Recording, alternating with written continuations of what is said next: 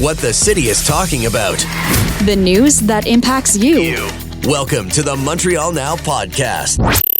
80 years ago, the liberation of Auschwitz, and to know that it's not just about the past, it's about the present and the future as well. The responsibility to remember and to say never again continues.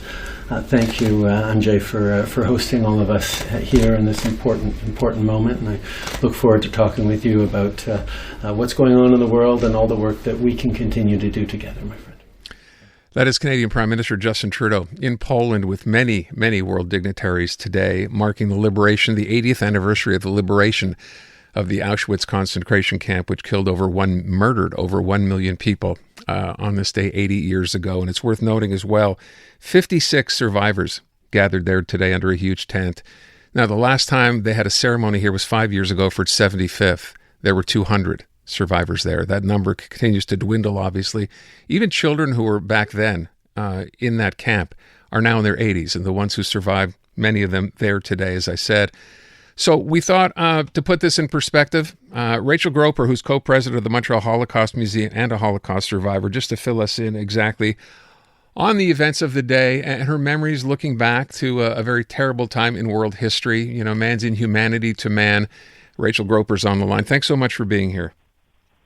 Thank you for inviting me, Aaron. I'm really a big fan of yours. Well, I appreciate that. I wonder, though, if I could ask on a day like today, and, I always preface discussion of this by realizing and reading and still hearing this, and it makes me so angry that there are still people out there, of course, who question this ever happened, or did it happen to the extent that we say it did. It's like that message will never get through. You're at the Montreal Holocaust Center. What do you say to people like that? Do you run into people like that? I spend most of my conscious life now on this soulful, horrible day talking to groups and meeting groups outside the museum and inside the museum. And yes, I run into people who are curious. I run into people who are wondering whether this was a myth or not. But at the end of every session, I am proof when I tell them about who I lost and how many of my family members survived. I rarely come away with someone who isn't convinced. Does it carry forward? I don't know. I feel very frightened today, and I feel very concerned that what we're seeing is a recycled 80 years ago.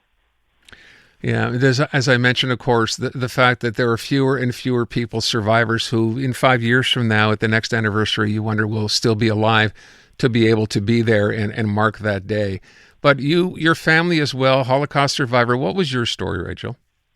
My story was a little different. There was a survivor in my family, an aunt of mine who was in Auschwitz, an uncle of mine who was in the Warsaw Ghetto. But my parents made a decision to run east rather than west because they were so terrified of what they heard about Germany of the day. And they ended up in forced prison and forced labor camps in the coal mines of Siberia. And that's where I was born. So our story is a little different, but our family was affected in every way possible. Isn't it something when you think about that, working in Siberia in those forced labor camps, and they were the lucky ones?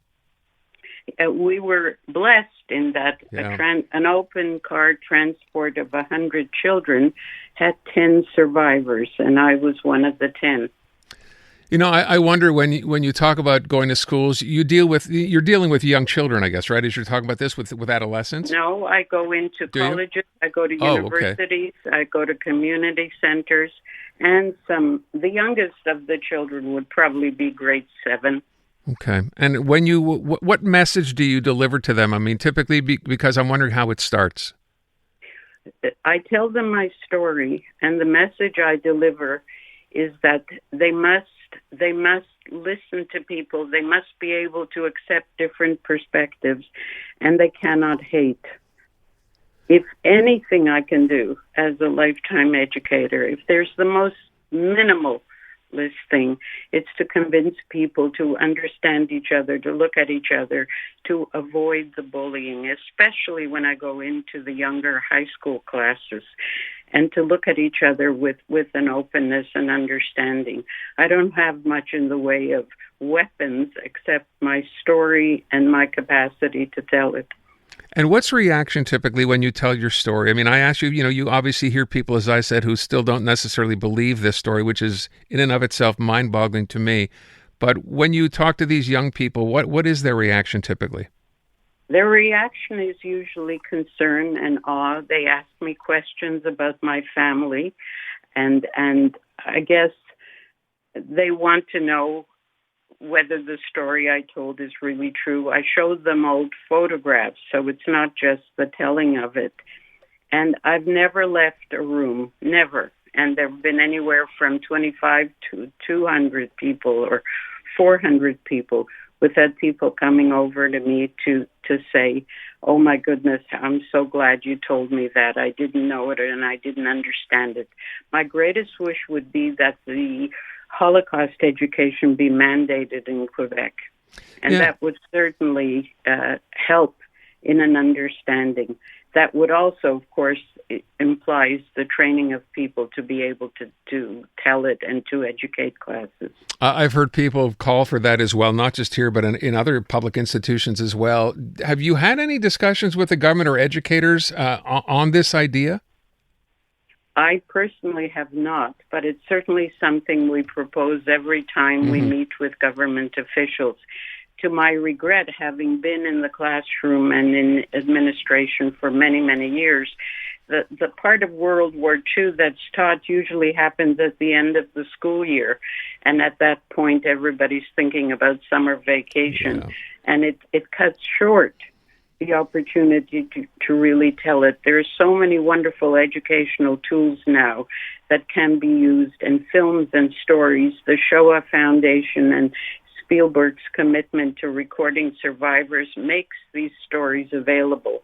And it can be told and it can be provided in an interesting way, not in a dull kind of uninteresting approach. Like teaching history. I wonder too, with respect to when you just said a moment ago, the idea you try to impart this idea of not hating and nobody hating. And I wonder, dealing with the situation we find ourselves in here, and it's not unique to us, but it's happening here more and more, the whole issue of anti-Semitism, how do we address that? With pain, trying to do it with less emotion, explaining to whoever I'm talking to how old this diatribe is, and how with younger children I talk to them about bullies and about how they socialize with each other. With older students, it's a question of what they understand of history. Why I just look at them and say, here I am, wrinkles and all. Why do you hate me? And immediately the reaction is, but we don't hate you. So can you translate that into the community? Can you translate that into talking to other people? Can you translate that to people who don't look like you or don't sound like you? I use it as an example of untruth that lives to survive thousands of years. On a day like today, and obviously you've had many of these commemorations have been going on now for quite some time. Is this a difficult day for you? Very. It's a day of pain, of emotion, of wanting to be as close to my immediate nuclear family, and of fear. It's the news of the current horrible few months, as you well know in your business, have provoked nightmares that I haven't had in a very long time. So this is a day of difficulty, but I'm glad that the world is paying attention to it. My prayer is that it will be translated beyond the tokenism of one day. If I can ask, is your fear that this might happen again? What is your fear? My fear is that it will happen again.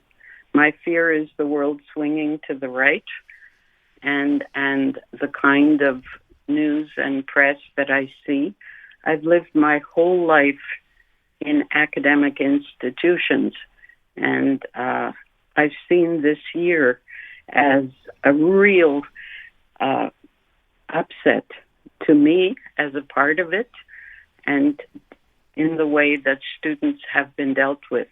I want these places that I have been so attached to be safe places for students on any side of the equation, but particularly, of course, of my community. I would ask you, Rachel, just as we run out of time here, what your message would be on a day like today to people listening. Yes, many people, of course.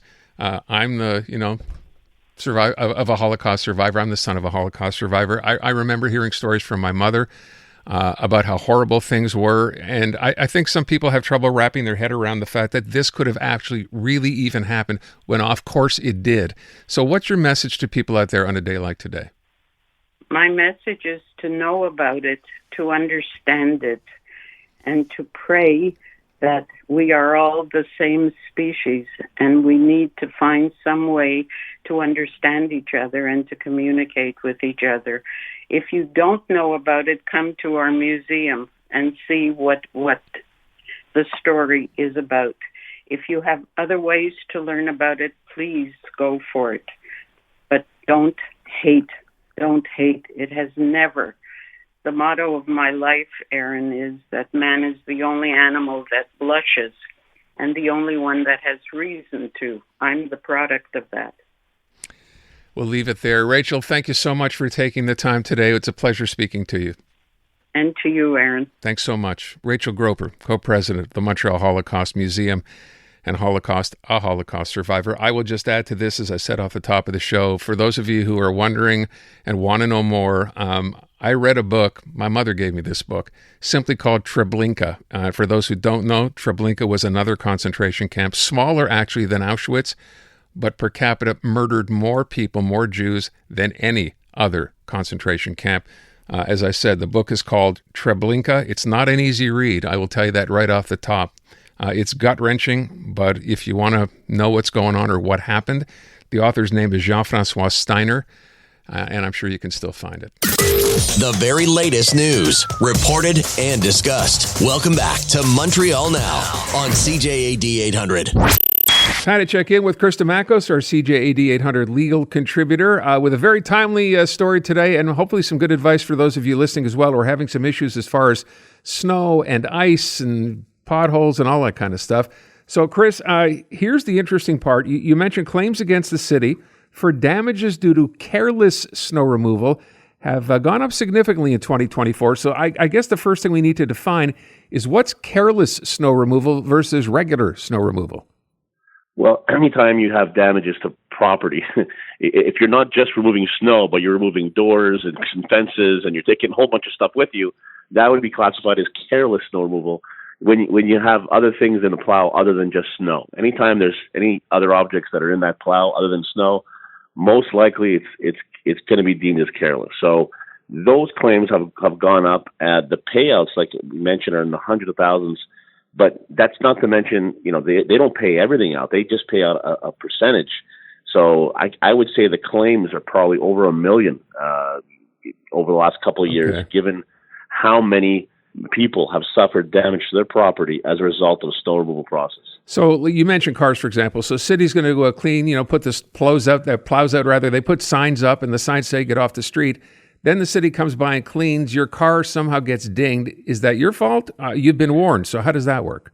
Yeah, that's a great question.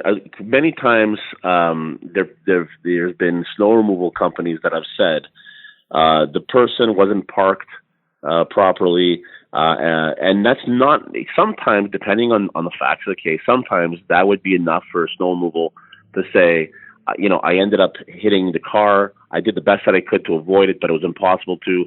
But other times, you can't get out of it just because someone isn't parked right. If you're reckless with the machinery, you're still going to be found liable. And if there's one thing I'll tell everyone, and it just doesn't just go for snow removal, but it goes for all contracts. Even if you leave your car in a parking lot when you're going to watch the Habs play with the Bell Center, anytime you see the clause, we are not responsible for any damages you may occur. You see that. If your car gets stolen, it's not our fault. You left it in our parking lot, it's not our fault. Or if you leave your stuff in a gym locker and it gets stolen, we're not at fault because we put a clause here that says we're not responsible. And the same thing happened in snow removal. Every snow removal company, private, public, that, with the city, they always write, we're not responsible for damages. And that clause isn't worth very much, because if a party is negligent, they cannot get out of that just by writing down a sentence. You cannot say, I'm not responsible. Your car, if it gets stolen here in this parking lot, we're not responsible, even though we left that little hut there with all the keys unattended for 3 hours, and our guy went to go have lunch, leaving all the lot unattended. They cannot hide behind that clause. So same thing goes for snow removal. You're probably going to have the company, when you contact them and tell them about the damage, hey, we're not responsible. That's the contract you signed. Right there. Don't put any weight on that clause. It doesn't carry much weight legally. Understand that if someone's negligent, even if your car wasn't parked perfectly, or even if maybe, for example, there was a bike attached to your fence, it doesn't mean that someone else has the right to just completely rip it off the fence. They have to be diligent when they're doing their work, and they have to be careful. All right, so let's say you're one of those people and it happens to you, whether it's a piece of property, your car, whatever. What's your next step? So if we take the city of Montreal, for example, it's online, it's very quick, it's really clear. If you wake up in the morning and you see that, let's just take your fence post has been completely mangled by one of these sidewalk plows, well, then the first thing you got to do is take pictures right away, and then you got to file a claim with the city. Usually the delays they have are 15 days. Some cities, municipalities have like longer delays, but 15 is the norm. And you want to file that claim with the city as soon as possible. Have pictures, include the date and time when you saw it. That can allow them to pinpoint which company, if any, or was it a city employee, was it an entrepreneur they contracted with, and that'll get you further along. Eventually, someone's going to give you an answer as to whether or not they're going to pay for the repairs or do the repairs. It's either going to be a yes or a no. If it's a yes, well, then you have to agree on the amount, that it's fair. And if so, great.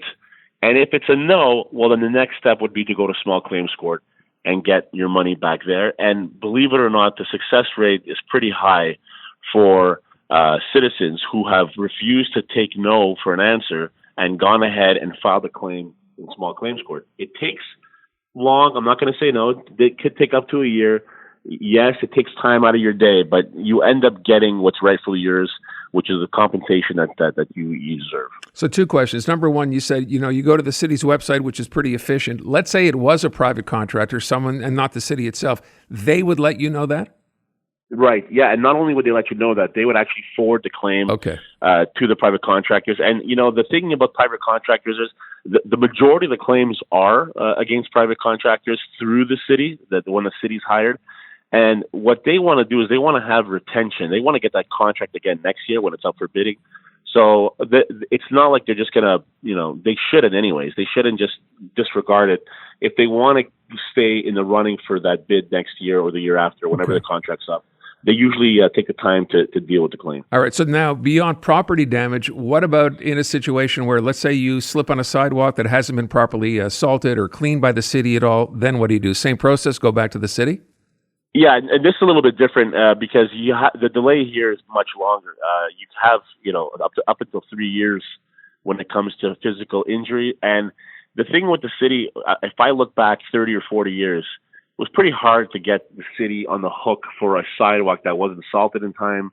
But with all of the technology they have today, with the GPS tracking and all the equipment and the budget that they have today, the budget for snow removal is immense.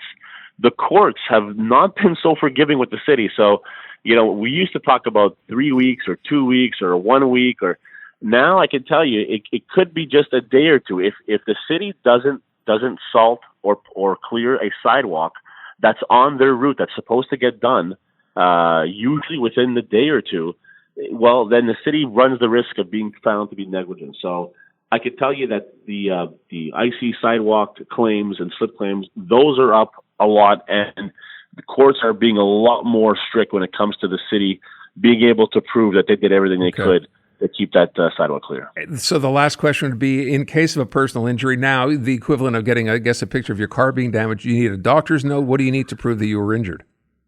Right. So when you fall, you have to prove an injury. Like, it's not enough just to fall, but you have to prove an injury. You have to prove that if you go to a doctor, if you put you on painkillers, if you have to miss work, if you have, if you got to go see maybe a specialist for your back or for your hip or whatever the case may be, they give you pain meds.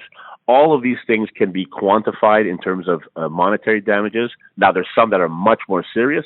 Sometimes an ambulance is called, and the claim goes up in terms of the quantum, but you have to be able to prove an injury. And also, one famous case here in Montreal was a woman who fell, and she hurt herself really badly, but she also was told by the judge that she would bear 50% of the responsibility because she was wearing extremely high heels in a blizzard. So the judge says you have the responsibility yourself as a citizen. If you know it's really bad weather out there, you have to wear the proper footwear, and you can't increase the risk by wearing high heels. And that's where we leave it for today. Chris, thanks so much. Appreciate it. Thanks, Aaron. I remember not to wear high heels when I go outside. The very latest news, reported and discussed. Welcome back to Montreal Now on CJAD 800. All right, let's get you caught up on the week in tech. Carmi Levy joins us every Thursday afternoon, and we're going to talk. I guess the big story in tech this week has to be this thing called DeepSeek, the new Chinese AI, whatever we call these things, bot engine thing. Not only the fact that it roiled stock markets during the week, and I think if I'm not mistaken, it was the biggest single day loss in the tech sector on the market for NVIDIA ever in the history of tech stocks on the market. So obviously, Carmi, it's made a huge impact, but along with that, now comes a bit of a cautionary tale because we know it was developed by China. My producer, Dean, just said Italy has now gone ahead and banned DeepSeek. Are we next? Quite possibly. In fact, I would expect additional countries to start lining up and saying, we're going to establish restrictions on this in much the same way that the U.S. had threatened to throttle TikTok. And frankly, if you go to India, you can't use TikTok either. So there are a number of countries where restrictions have been put in place on other apps, and it looks like they're starting to turn their sights on DeepSeek as well because it poses an even bigger risk compared to TikTok. It's not just an app where you watch videos. It's an app that is used to train an AI model. It is an AI model. So the fact that it's owned by a Chinese company, yet again, this all sounds so familiar, means that you're sharing that much more information with a company that may or may not be sharing that in turn with the Chinese government. Hugely worrisome. And essentially it works. If you've used ChatGPT, it works a lot like it. The key is that it comes from China. So, and it shows, and the reason the stock market was so just absolute turmoil on Monday was because it is basically AI on the cheap. It uses older hardware, so it doesn't need the latest and greatest chips, doesn't need a massive data center. It costs them just a few $1 million to build as opposed to the American models that cost hundreds of millions and billions. And so investors looked at this and said, oh my God, all of these assumptions that we've made about the AI industry, that America leads the world, that it takes huge amounts of capital, hundreds of billions of dollars to develop these. Along comes a tiny little company in China, less than 20 employees, and essentially outsmarts the world and sort of tells them China is now going to be an AI power. So proceed with great caution, as I would advise with any Chinese app download, because you could be exposing yourself to some very significant privacy concerns. And Italy is right to raise the flag. I think this is something that every government will probably want to look at, but not just this app, but also any kind of platform, AI platform originating from a country where we have concerns that the government could be using that data against us. Stop looking just at TikTok, look at the bigger picture. Have you tried it, by the way? I have, and as I give everyone advice not to download it, I will admit I have downloaded it. Well, that's okay. You're testing it for research purposes. Exactly. So it didn't go onto my primary device. I have a burner phone just for that. It's not connected to my home network. And so I've downloaded it and it took me a few attempts because there's a huge amount of demand. Everybody wants it. Yeah. It's the most popular app in the App Store now because everyone wants to download it. And so I had to try a bunch of times, and basically it works like ChatGPT. In fact, many of the answers it provides to typical questions, it actually does so better than ChatGPT according to a number of benchmarks. And so on the one hand, it's a little bit better than ChatGPT in some ways. On the other hand, that Chinese connection means I just can't get over it. It will never find its way onto my primary device. I will use it because it's the work that I do, but for anyone else, it's just not worth it at all. Stick with the apps that you know from trusted vendors that you know that sure, they're using your data to send you advertising, but they're certainly not using it for mass surveillance, and I think that's an important distinction. Let's move on from DeepSeek to the other story, I guess, which is about TikTok. Haven't heard much since the whole it's going to go dark in the U.S. No, it's not. Yes, it is. Now there's an extension. Now we hear a couple of the big guys, Oracle and Microsoft, are considering buying TikTok. Yeah, and it's interesting because this is their second kick at the can. Way back when Donald Trump was president for the first time and tried to shut TikTok down. It was Oracle and Microsoft in partnership with Walmart that stepped forward and were negotiating a deal before that one died with the end of the administration. So Oracle and Microsoft back at the negotiation table apparently, and I think that makes a lot of sense. The reason being, it's not like the other bidders. So, for example, YouTube influencer Mr. Beast has said he's made a bid. Kevin O'Leary has also said that he's made a bid, and then he subsequently started a crowdfunding campaign for everyone else to pay for it.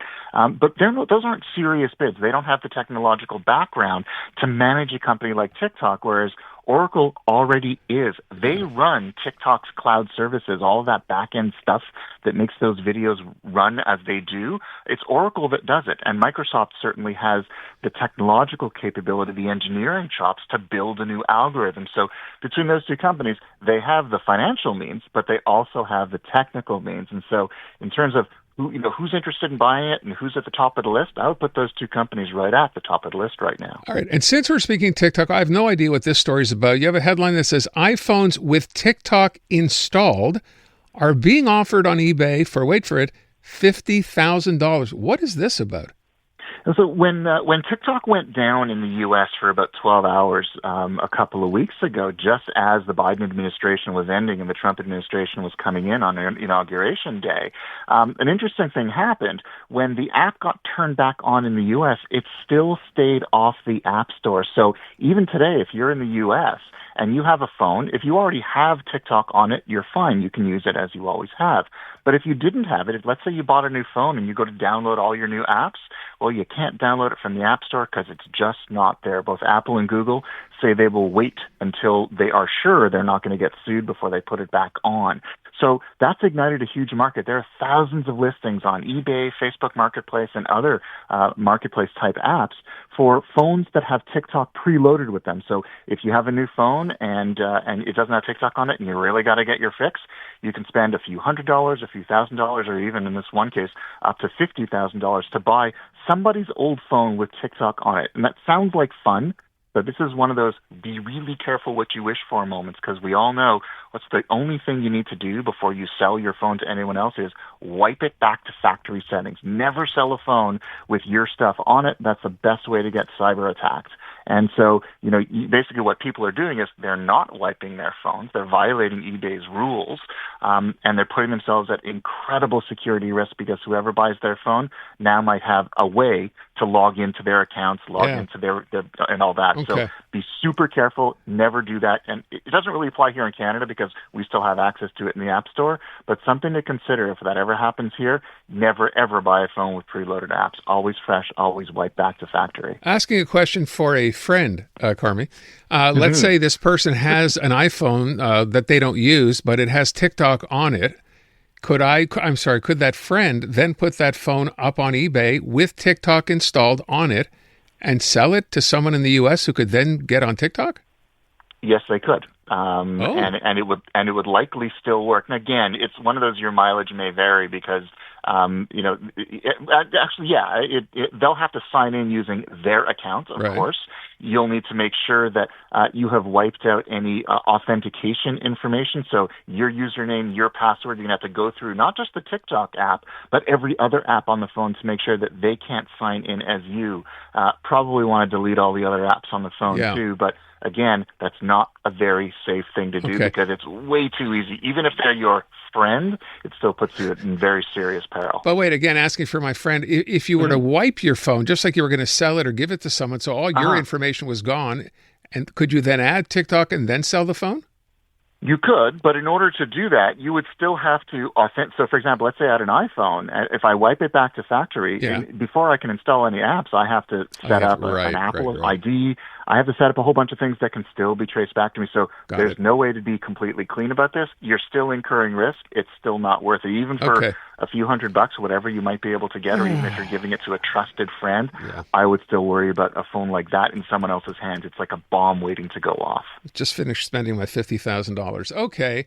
Carmi, thank you. Thanks, Aaron. Thank you very much. So anybody who thought the same thing that I just thought, my friend thought, you just want to pay attention to what he said, right? Yes, you would at some point have to use credentials of some kind to log in, even if you wiped your phone, and put TikTok on it. So that's apparently not going to work. Shame. The very latest news, reported and discussed. Welcome back to Montreal Now on CJAD 800. We are joined in studio by Federal Immigration Minister Marc Miller. Welcome back, I guess, is the fair. Were you here last time, or did we talk on the phone? I think we were on the phone. Okay. Well, we were at the deli. Yeah, we did a podcast as well. I would offer you refreshments. We like to do that with people who come, but we don't have any. I did give you a bag of seeds, though, if you want to have that. They're lovely. Thank you. So let's talk about a couple of things in the news. First of all, and I know we were talking just off air, but I want to ask, because we've been talking about Mark Carney, about endorsements and all kinds of stuff, and you're the latest to come out and support Mark Carney.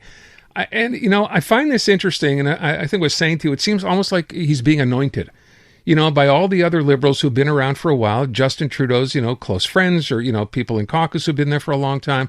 And I wonder, does it seem like that to you, or it seems almost like this was planned? The mob would say, he's a made man. He's had every important minister, François-Philippe Champagne, Melanie Joly has come out. Now you've come out as well. Does it seem that way to you? Do you get the sense of that or not? I mean, based on what I'm seeing on my end of things, Aaron, it's organic. The people, some people said they're going to support Mark, and it's been staggered a bit. So there's some rhythm to it. But for example, I just decided over the weekend that I do it, and I didn't know if I was going to tweet something, say, hey, I support Mark. And they said, well, why doesn't he just pop over by your house and you can do some calls and talk about how you endorse him. So I'm endorsing him because I like the guy. I mean, everyone's seen his CV. It's probably unequaled in Canada. He's accomplished a lot, but he's also just a nice guy that you can talk to. And he cares about some of the issues I care about. So I didn't stage it. People are free to believe what they want. And ministers are kind of coming around and testing the waters and seeing who they think is their best shot to lead Canada, and it's falling on Mark. But again, we're not leaving anything up to chance. This is very much what we're seeing publicly is an air game. And in politics, especially leadership, it's a ground game. So it's about winning ridings. It's about convincing Liberals that you're the right person. And that's very much up for grabs still. Organizational teams are ones that need to be built from the ground up and not from op-eds or whatever show you happen to go on. And I don't think any team has been 100% up until the last couple of days. So that's still to see. And we actually have to build something for the next election and not just winning a leadership race. I would ask, just based on what you said you just made up your mind about a week ago. What was holding you up in terms of who you decided to endorse? I've my own personal reasons for waiting till Monday was I wanted to make sure the membership was front and center to this. For people who aren't necessarily fully tuned into this, people were recruiting members of the Liberal Party up till yesterday at 5 p.m. I wanted to make sure that the priority was on members and people talking to members and not endorsements. That was my own personal ethics. Other people decided to go out and endorse them before and perhaps influence the membership. I felt it was important for that to happen organically. I was also just sort of taking my time as, they digested the resignation of the Prime Minister, and then coming to my own conclusion that now is the time to support him. So it really was a Saturday, Sunday night, and then Monday morning endorsement that I figured out. It's funny because, as I said, I think of those who have endorsed him as well, high-profile ministers within Justin Trudeau's cabinet.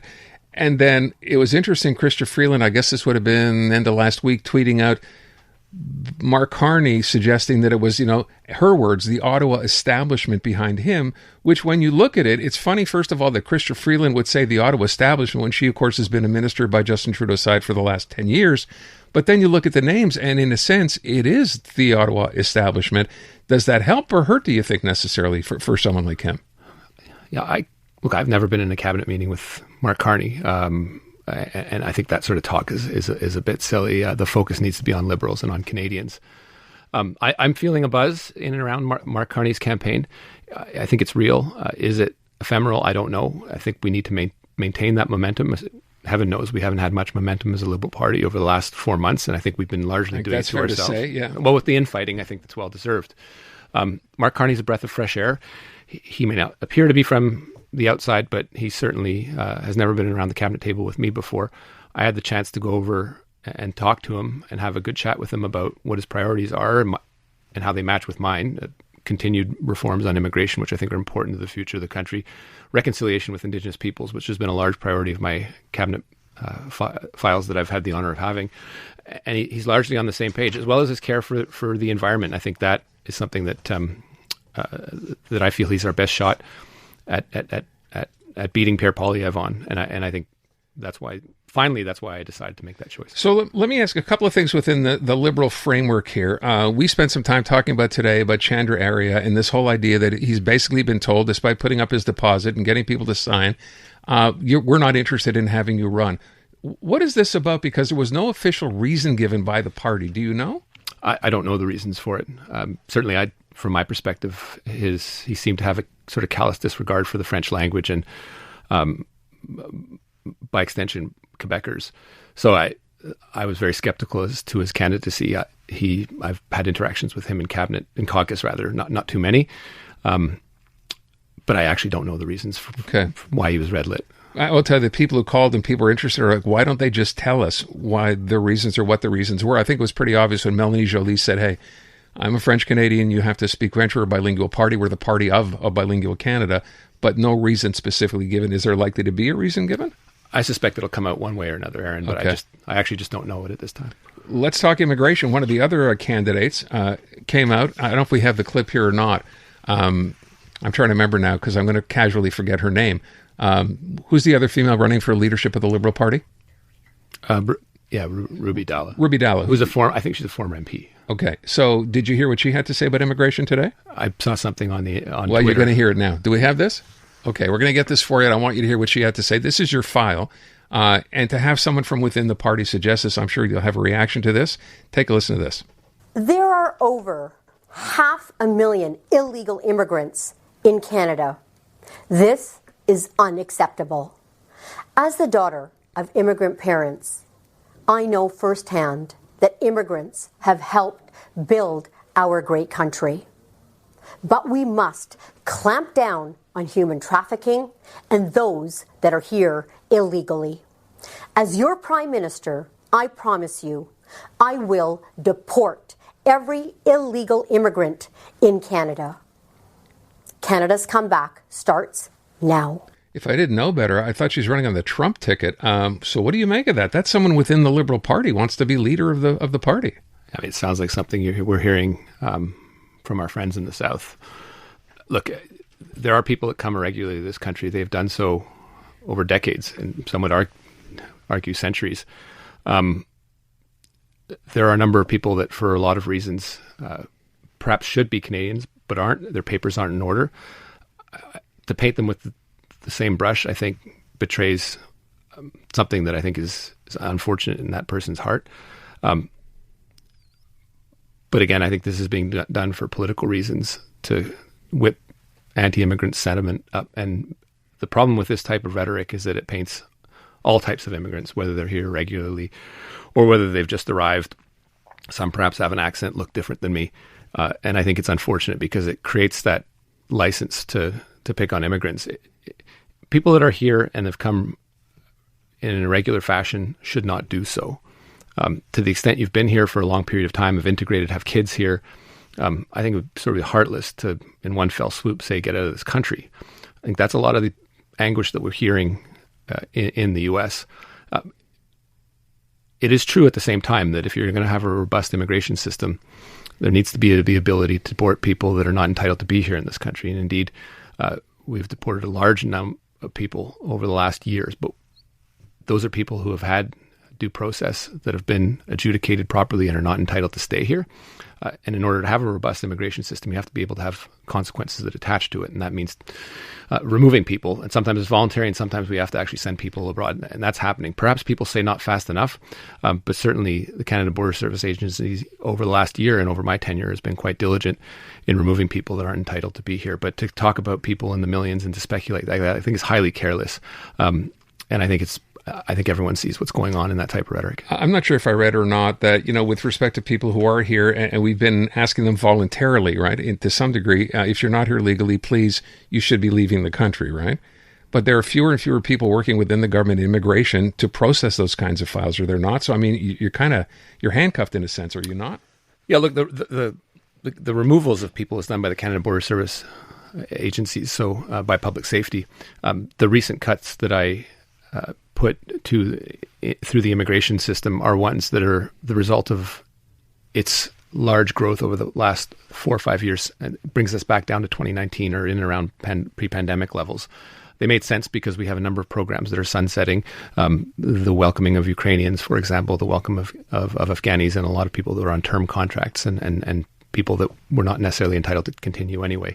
So there were some reductions that were important to be made as a result of the reduction of the permanent immigration levels, and making sure that we have a civil service that is commensurate with the tasks that are ascribed to it as part of the immigration system. So those recent cuts, I think, are important.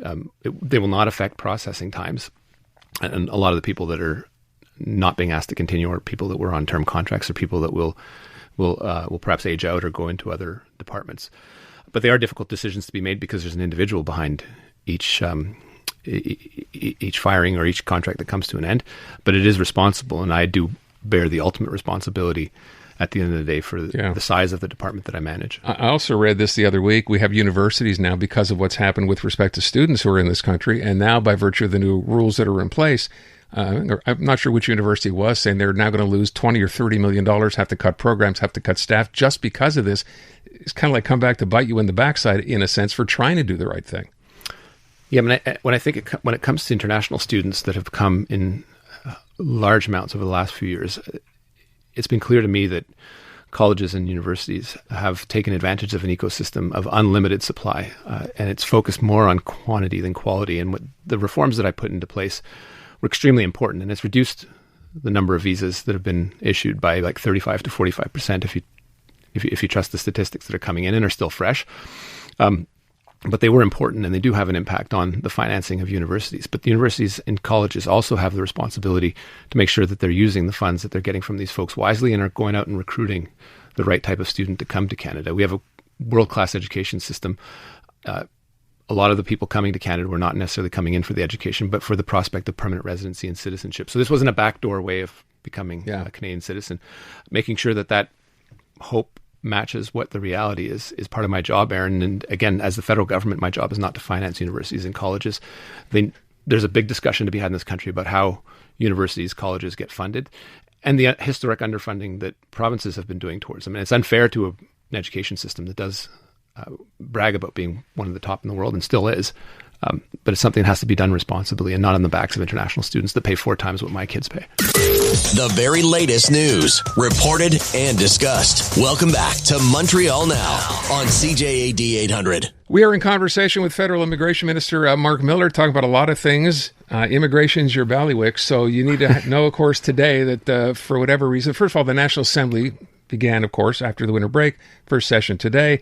Jean-François Roberge, who's a language minister, came out and talked about the government now wanting to introduce this new policy where immigrants coming to Quebec would, I don't want to use the word forced, would be encouraged to better assimilate or become, more attached to Quebec culture and values. Now, I want you to hear the question, because the first question was, why do we need this? We already have Bills 21 and Bill 96, which lay out basically, the issues that we deal with here in Quebec that are unique to Quebec.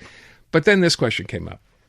There's a lot of people, I assume, that don't understand this definition of multiculturalism. So can you explain just what exactly are you trying to change? Well, I've read the Multiculturalist Politic, which have been made in 1971. I've read the bill. There's nothing about a common culture. There's nothing about common languages. So this is a huge difference. We are saying that we exist as a nation. And we want to continue to do so. And we want people to understand where they arrive, to understand that there is a nation here, a Quebec's nation. There is a language here. There is a culture. There are some identity. And they are welcome here, but they must embrace this culture and then contribute. They must embrace this culture and contribute. So what do you make of this? We'll have to see what they're talking about. It's not beneath the CAC, as you know, to play identity politics and get reelected. That's a surprise, yeah. Okay. People that come to Canada are expected to embrace the nation. They swear an oath. I do citizenship ceremonies. I'm doing one on Friday, and it's the happiest time because people are waving the flag. They've passed an exam, a citizenship test that teaches them about the Charter, teaches about Canadian rights and values. If you ever go to Pier 21 in Halifax, the Immigration Museum, the person touring you around will tell you how many prime ministers have done relatively poorly on the citizenship test and couldn't name. I mean, it's good to know. Okay. I would not want to say this publicly, but they didn't get the higher scores than the immigrants. But it's not beneath the CAC to play identity politics. This is perhaps... but let me ask this, because one of the things that came up was this idea of multiculturalism versus interculturalism, as if there's a wedge between the two. What's the difference? I don't know what they're talking about, honestly. If you go back to Camille Lorrain, the godfather of Bill 101's white paper, he clearly spelled out the importance of respecting the common language, which is obviously French in Quebec. If you look at the course of the English community in Quebec, there's been a wide integration and learning of French in the 30 years since I went to school. Camille Lorrain also said immigrants are integral to this project that is the Quebec nation, and it's important to respect their cultures and values and learn French. And this is largely what they do. It's best learned on the benches of the classrooms. I think what the CAC has done, for example, in refusing access to the kids of asylum seekers to daycare goes against integration and against the building of a beautiful nation within Canada. So I think it's virtue signaling. God knows we've been accused of virtue signaling. And this is certainly something that I see with some skepticism. But, let's see what they're proposing, and let's remember how the CAC gets elected and reelected. I think we have chatted before as well, and I think you've admitted that with respect to immigration numbers, how the federal government has handled this, has not been stellar. Let's use that word. With respect to Marc Carney going forward, because this is going to have to be one of the things that he talks about, what's his plan? Have you talked about immigration with him? We did, and we talked about the reforms that I put into place over the last year and a half as I've been the immigration minister. Immigrants are integral to the economy of Canada, particularly in a more global perspective of declining aging of the population.